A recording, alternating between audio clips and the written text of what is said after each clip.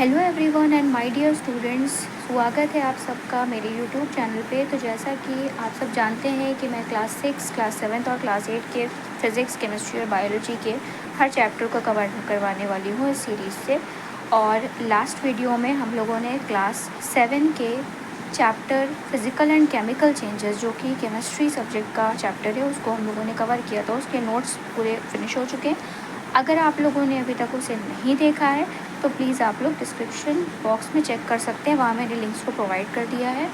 और आज मैं क्लास 7 के फ़िज़िक्स के chapter physical quantities and measurement के नोट्स बनवाऊँगी, और एक बार हम लोगों के नोट्स और एक्सप्लेनेशन हो जाएगा, उसके बाद हम लोग रीडिंग को भी कंटिन्यू करेंगे, ठीक है।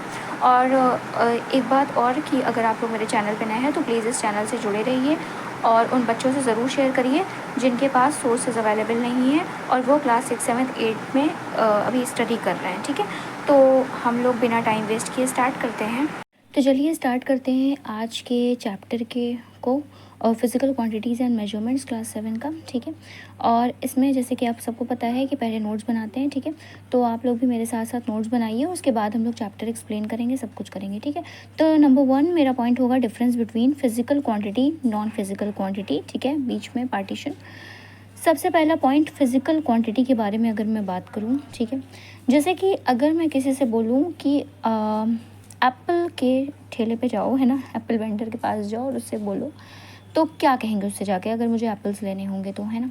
तो ऑटोमेटिकली वो कहेगा कि या तो 2 kg या हाफ kg जो भी है ना, एप्पल की क्वांटिटी मांगेगा, राइट। ऐसे करके मतलब उसे हम मेजर कर सकते हैं, ठीक है। मुझे कितना क्या चाहिए फ्रूट्स में, या मुझे किसी वेंडर के पास जाके बोलना है, मैं ग्रोसरी शॉप पे गई तो मैं उसको एक पर्टिकुलर क्वांटिटी बताऊंगी, ठीक है, और उसके हिसाब से ही मैं लूँगी, ठीक है। लेकिन अगर मैं किसी बच्चे से पूछूं कि आप फॉर एग्ज़ाम्पल अपने पेरेंट्स को या अपनी मम्मी को या अपने पापा को कितना प्यार करते हैं, है ना, तो वो क्या बोलेगा, वो इतना बोलेगा या बहुत सारा बोलेगा या इन्फिनिटी, है ना, इस तरीके से बोलेगा। लेकिन एग्जैक्टली कोई ऐसी स्केल नहीं बनी है मेजर करने के लिए जो इस चीज़ को मेजर कर पाए। यानी बहुत सारी ऐसी चीज़ें हैं, ऐसी बहुत सारी क्वांटिटीज़ हैं दुनिया में जिन्हें हम मेजर कर सकते हैं, और ऐसी बहुत सारी ऐसी भी क्वांटिटीज़ है जिन्हें हम मेजर नहीं कर सकते हैं, ठीक है।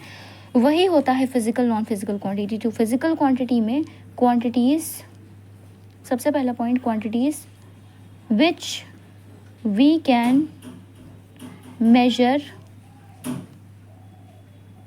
ठीक, are called physical quantities, physical quantities, okay. और नॉन फिज़िकल क्वांटिटी की अगर मैं बात करूं तो quantities which we can not measure are called non physical quantities, non physical quantities, okay. अब जैसे आपको पहले भी पता है मैंने कि हम इंपॉर्टेंट वर्ड्स को अंडरलाइन ज़रूर करेंगे नोट्स में, ठीक है, क्योंकि अगर पूरा पेज का आंसर लिख दिया और इंपॉर्टेंट वर्ड मिस कर दिए तो मार्क्स भी कट जाते हैं, प्लस वो एग्जैक्टली वो जो पूछ रहा होता है क्वेश्चन उसके अकॉर्डिंग आंसर भी नहीं कर पाते हैं, ठीक है। तो फिजिकल क्वांटिटीज़ में quantities which we can measure, यानी ऐसी क्वांटिटी जिसको हम लोग, कोई ना कोई ऐसी स्केल है जिसे हम लोग मेजर कर सकते हैं, जिसको हम लोग नाप सकते हैं, वो चीज़ है, ठीक है। तो मेजर पे हम क्या करेंगे, हाईलाइट करेंगे, ठीक है। सॉरी फ़ोन रिंग हो रहा है पर अभी मैं उठाऊंगी नहीं क्योंकि मैं वीडियो बना रही हूँ, ठीक है। नेक्स्ट यहाँ पे नॉन फिजिकल क्वांटिटी है, तो क्वांटिटीज़ ऐसी जो कि हम मेजर नहीं कर सकते, यानी which we can not measure are called non physical quantity. यहाँ पे हम कैन नॉट को भी हाईलाइट करेंगे और मेजर को भी हाईलाइट करेंगे, ठीक है। ये दोनों क्वांटिटीज़ को हमने हाईलाइट कर लिया। एग्जाम्पल के बारे में बात करूँ, एग्जाम्पल, नोट डाउन एग्जाम्पल, ठीक है।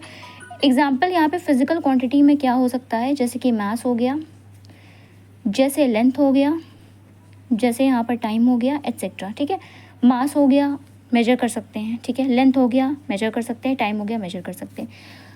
क्या अगर मुझे किसी पे गुस्सा आ रहा है मैं उसे मेजर कर सकती हूँ? नहीं ना, मैं तो यही कहूँगी ना, मुझे तुम्हारे ऊपर बहुत गुस्सा आ रहा है या नहीं आ रहा है, यानी एंगर, लव या कोई भी इमोशन, ठीक है, इमोशंस, ये हम मेजर कर ही नहीं सकते हैं, ठीक है। तो that is non physical quantity. अब हम बात करेंगे next heading non standard units के बारे में। पहले नॉन स्टैंडर्ड यूनिट्स, ठीक है, थोड़ा सा ये पीछे जाएंगे, physical quantity, non physical quantity, थोड़ी सी हिस्ट्री आ जाएगी इसमें, ठीक है।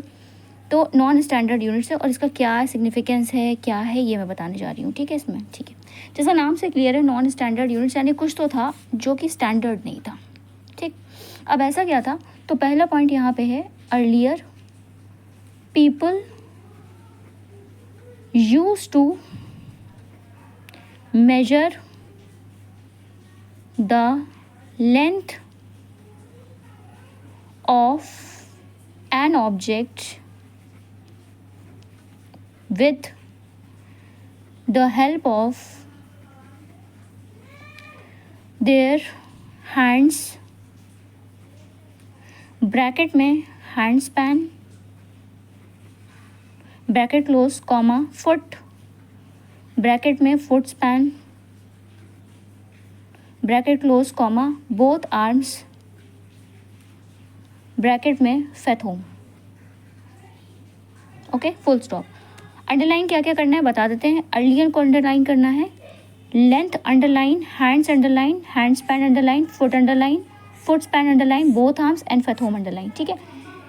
इसका मतलब ये होता है, देखिए पहले क्या होता था ना, पहले जब अगर हम हिस्ट्री की बात करें थोड़ी सी, तो पहले लोगों के पास कोई ऐसा इंस्ट्रूमेंट नहीं था जिससे लेंथ को मेजर किया जा सके, ठीक है। तो उस टाइम पे उनके पास उनके खुद के बॉडी ऑर्गन्स ही थे, ठीक है। जैसे हैंड हो गया, किसी का हैंड हो गया, ठीक, तो उससे हैंड स्पैन के फॉर्म में मेजर करते हैं। जैसे वो बालिश नहीं होता है, अभी भी कहीं कहीं पे लोग यूज़ करते हैं, ठीक है, जनरली अगर उनको करना होता है तो इस तरीके से, एक हो गया, फिर दो हो गया, इस तरीके के स्टेप्स में काउंट। यही हाल फुट का था, ठीक है। तो फुट, एक फुट, उसके बाद दूसरा, उसके बाद तीसरा, इस तरीके से वो अपने फुट, तो उसको फुट स्पैन कहते थे, ठीक है। एंड बोथ आर्म्स को करते थे तो यूज़, तो उसको फैथोम कहा जाता था, ठीक है।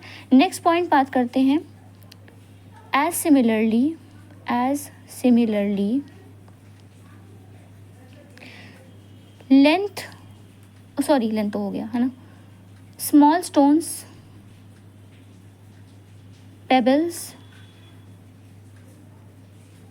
Grains were used to measure the weight of an object, ठीक है। यहाँ हम क्या करेंगे, अंडरलाइन करेंगे small stones, pebbles, grains and weight, ठीक है। यानी कि स्मॉल स्टोन्स थे, जैसे एक तरफ हमने स्मॉल स्टोन्स रख दिया, या उस तरीके से पेबल्स जैसे होते हैं आपके। पेबल्स क्या होता है, जैसे कि कहीं पे वाइट वॉशिंग चल रही होती है, बिल्डिंग बन रही होती है, वहाँ पे जो चिकने वाले जो स्टोन्स नहीं होते हैं, है ना, वो जो नदी किनारे पे मिलते हैं हमें, तो ऐसे। और ग्रेन्स यानी हमारा सीरियल्स और अनाज, ये सब जो होते हैं, तो वेट मेजर करने के लिए उसको से कंपेयर किया जाता था उसको, ठीक है। एंड थर्ड पॉइंट यहाँ पे हो जाएगा, दैट लाइकवाइज यानी उसी तरह से, जैसे एज सिमिलरली होता है वही चीज़ लाइकवाइज होती है। Likewise time was measured by tracking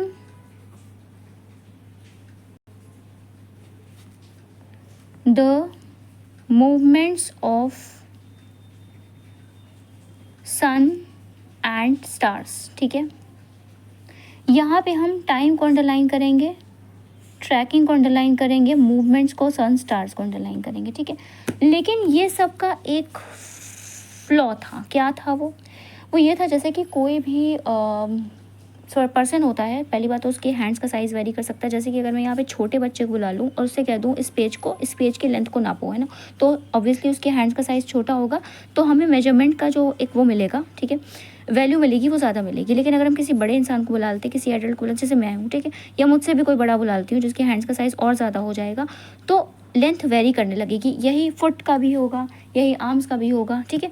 तो कहीं ना कहीं ये सब चीज़ें जो थी वो स्टैंडर्ड यूनिट्स के फॉर्म में नहीं तैयार हो पा रही थी और एक्यूरेट जो है वो मेजरमेंट नहीं दे पा रही थी। तो नेक्स्ट पॉइंट लिखेंगे, but these were not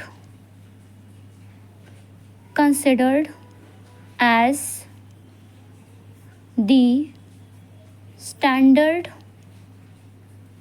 units because the measurements taken which were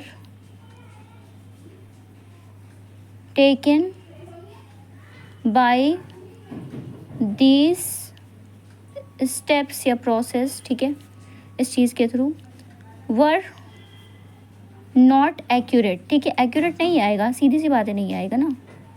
अब यहाँ पर ठीक है नॉन स्टैंडर्ड, ठीक है, तो ये हम यहाँ पे नॉन स्टैंडर्ड यूनिट्स जो हैं, standard units not considered as standard units को अंडरलाइन करेंगे। मेजरमेंट्स एक्यूरेट नहीं थे, नॉट एक्यूरेट को अंडरलाइन करेंगे because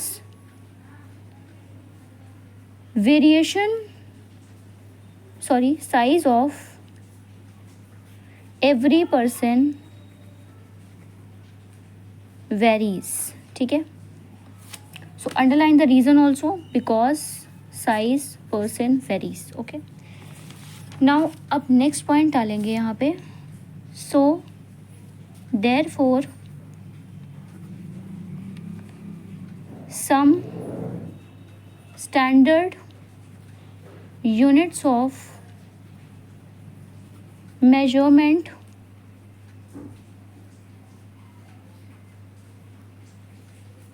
measurements were discovered by the scientists and they were considered as standard units of measurement, ठीक है, called as SI units। SI का full form बहुत इम्पॉर्टेंट है, ठीक है, और स्टैंडर्ड यूनिट्स ऑफ मेजरमेंट पे भी हम अंडरलाइन करेंगे, ठीक। SI का फुल फॉर्म क्या होता है? SI का फुल फॉर्म होता है सिस्टम इंटरनेशनल, ठीक है, इंटरनेशनल लिख के ई लगाना है, system international, okay. And it was widely accepted, it was widely accepted, widely accepted को भी हम क्या करेंगे यहाँ पर अंडरलाइन करेंगे, ठीक है। तो कुछ साइंटिस्टों ने बाद में उसके बाद कुछ स्केल्स स्टैंडर्ड यूनिट्स को मेजरमेंट की डिराइव किया और उसके बाद ये देखा गया कि वो परफेक्ट एक्यूरेट मेजरमेंट दे रहे थे एंड ये वाइडली एक्सेप्टेड भी हुआ, इसीलिए इसका नाम ही ऐसा यूनिट पड़ गया, यानी कि सिस्टमैटिकली इंटरनेशनली इसको एक्सेप्ट कर लिया गया ऐसे सिस्टम्स को। तो सिस्टम इंटरनेशनल यानी एसआई यूनिट्स कहते हैं, जो अब हमारे पास most accepted unit of measurement होती है वो फिजिकल क्वांटिटीज़ की, ओके। अब इसके आगे हम कंटिन्यू करेंगे कल की वीडियो में, जिसमें हम कैटेगरीज बताएंगे आपको फिजिकल क्वांटिटीज़ की क्या क्या होती हैं, ठीक है, और भी बहुत सारी चीज़ें धीरे धीरे करके हम यहाँ पे चैप्टर में आगे प्रोसीड करेंगे। तो अभी तक की अगर कोई भी डाउट है, कोई भी क्वेश्चन है या कोई भी इम्प्रूवमेंट अगर रिक्वायर हो, ठीक है, तो please drop in the comment section and do share my videos to those who need it most. और तब तक के लिए goodbye, keep learning, keep growing, bye bye.